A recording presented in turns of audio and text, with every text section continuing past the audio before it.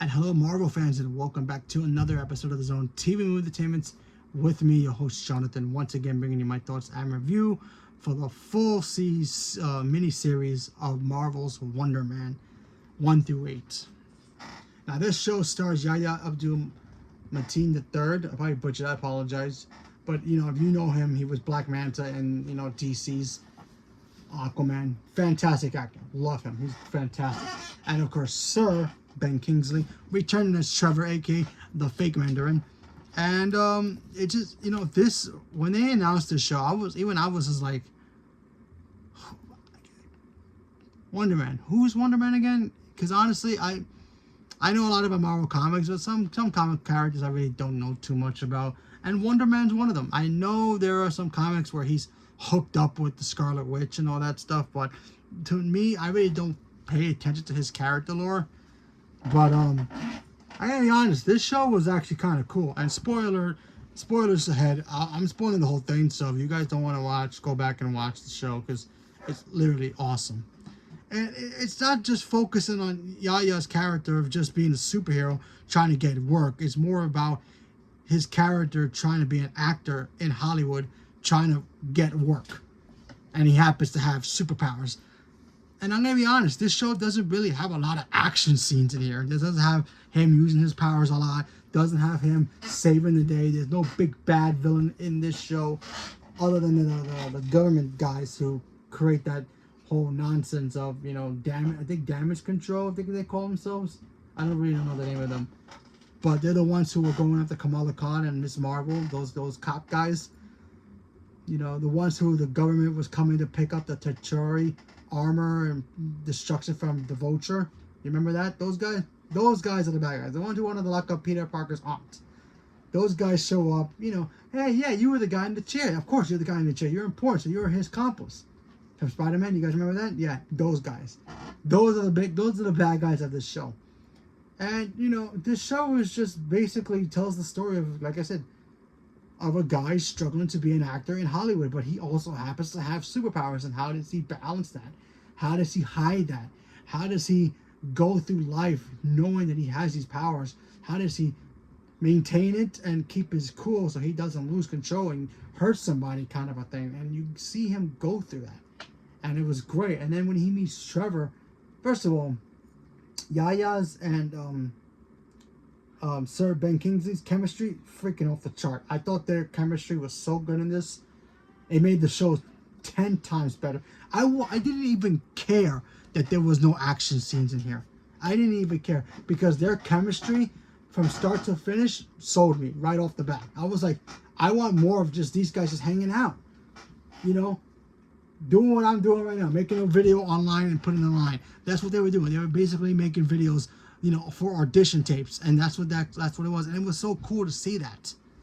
But we also got to see Yahya's character, kind of, lose at certain points, And of course, Trevor, his character, he has to play undercover because he's working with the government in here because they want to get information if this guy has powers or not, so they can either use him or lock him up in their supermax prison that they have. And they have to use Trevor. They're like, listen, if you don't work for us, we're going to put you back in prison. Because technically he did break out. And they literally just found him again. Because remember, he didn't break out because of the snap. He broke out because the real Mandarin came to him in prison and took him. And I guess the cops were stupid and not realize he was gone for so many years. And they didn't get him back until now. So, whatever. Yeah, I thought everything in this whole show was just fantastic. There's even an episode that's dedicated to another character. Because I remember I watched it. I'm like, why are we going to somebody else? Is he the bad guy? Is he connected to our main guy powers? No. He's another Marvel character that shows up. He's a mutant. He's called Doorman. And that episode was basically a pilot in a way. Maybe we'll get his own show. It's just Marvel planting the seeds for the Marvel mutant saga, which we're gonna be getting sooner or later, and dropping teases for other characters. So I'm gonna talk about this one episode in particular because this episode is fantastic. You have this character, and I forgot the actor's name, he plays a doorman, for a club, checking IDs and all that stuff, So one day he's going home, and he finds like this, this dumpster by his job, and this like leaking black goo. So he's like wondering what the heck is it. He touches it, and something happens to him. He ends up getting powers, or his powers activate in a way, and he ends up being a doorway from where he's from, his world, to another dimension. Then plays doorman. If that doesn't sound familiar to you, it's also because there's another character kind of has like that kind of a power, and it's Cloak and Dagger. If you guys know Cloak is Cloak, where he has this guy, he's got this cloak that he can use it like this, and people can go into different dimensions and put him anywhere. It's like if he's fighting a bad guy, he can put the bad guy towards halfway towards Brooklyn, and don't have to worry about him. Kind of like them. Whatever he thinks about it. It's a dark dimension world. It's kind of cool, but either way, showing two different superhero characters, or three in this case, setting them up was actually kind of cool. So we get to see Doorman use his powers to save people from a fire because the door got stuck and people are trying to get out, including Josh Gad. Yes, Josh Gad shows up in this show. Yeah, do you want to build a snowman? Yes, Olaf. He's a fictional character in the MCU, so that's incredible. Well, his character is a fictional character in the MCU, so I thought that was great. Saves his life, and then Josh Gad changes his life forever by promising movies and television commercials and ads, and everybody loves him, seeing him use his powers, and nobody cares. Everybody's like, yeah, this guy's great. But then, of course, when fame comes, sometimes you could be a one-hit wonder, and then everybody forgets about you because your 5 minutes of fame is over. And then he's just trying to revamp himself. The guy's just like, okay, I need to figure out a way to restart my fandom again. So him and his boys, they decide to do a sequel to the film that made them popular in the first place. And then something happens where they're doing the scene, and normally people will go through him and go out the other way, and it's all cool, great shot. Josh Gad goes through him, and something happens to the dude's powers. And then Josh Gad pretty much gets snapped out of existence and disappears forever. So in 616 universe, Josh Gad is either dead or stuck in the other dimension, which is like, wow. So that sets up the entire Hollywood going, no more supers in our movies. They don't want to hire superheroes. They have to sign contracts saying that if you guys are supers, we can't look at your work, kind of a thing. So that stuff was kind of interesting, seeing that they set up this character,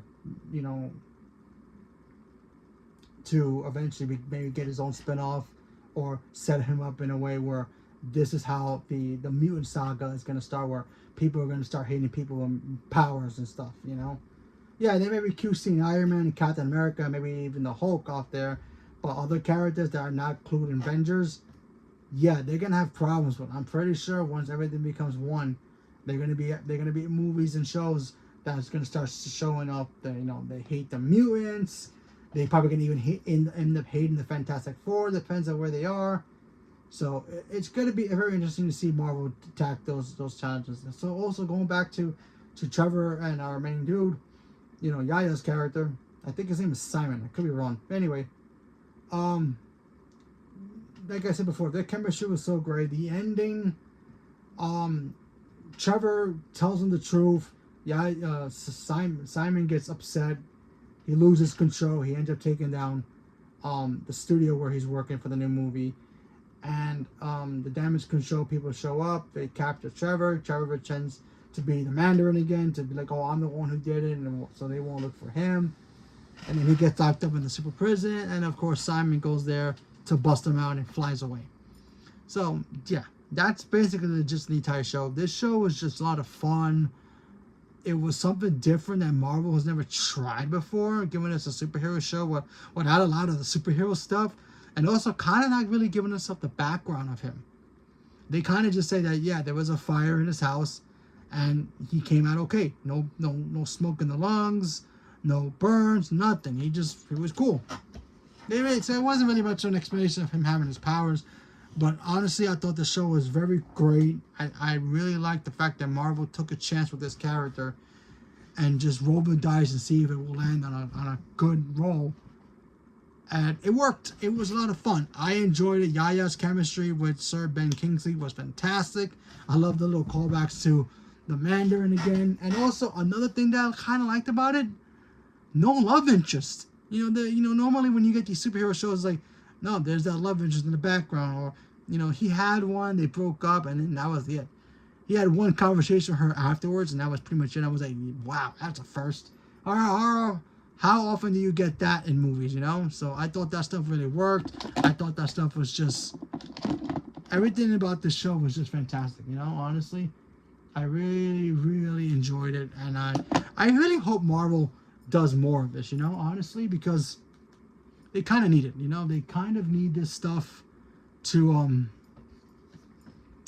show different sides of superhero characters. Not all superhero shows have to be the same where, yeah, one guy's got powers, he's got to deal with it. I mean, yeah, you could show that, but you go to show them doing other things, show them, getting normal jobs and how they have to deal with those jobs and with powers, and how that responsibility of having a normal job and having powers, messes with each other up. So, I think it totally works, and I thought the show really worked in its favor. I learned a lot more about this character that I knew from the comics, and I want to see him again because the sneak peeks that we got from his powers, oh yeah, so cool, and I want to see more. So, leave me a comment below. Let me know what you guys thought about Wonder Man. Did you guys enjoy it? Not enjoy it? Haven't watched it yet? Don't even know what that is? Not gonna watch it? Whatever it is, leave me a comment below. Let me know. Stay tuned for more. Thank you very much, and have a good night.